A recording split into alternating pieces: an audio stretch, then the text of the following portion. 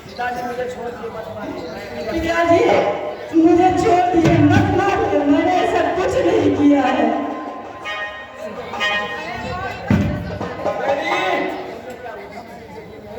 क्या तुमने उधन से दिल नहीं लगाया? बताओ, वो डाकू गुंडा और एक पराया जिसको कुत्ता उसको नहीं पूछता, डाकू को अगर पूछता है।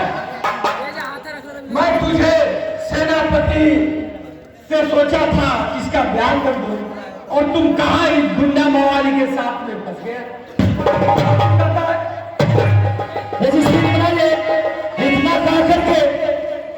इतना कहकर उर्मिला चल देती है।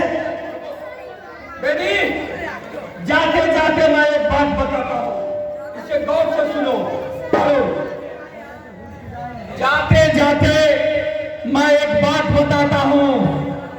मैं समाज को देखा हूं और देखा, मैं तो बूढ़ा होने जा रहा हूं और अपनी जिंदगी किस तरह से पालोगी तुम समझना।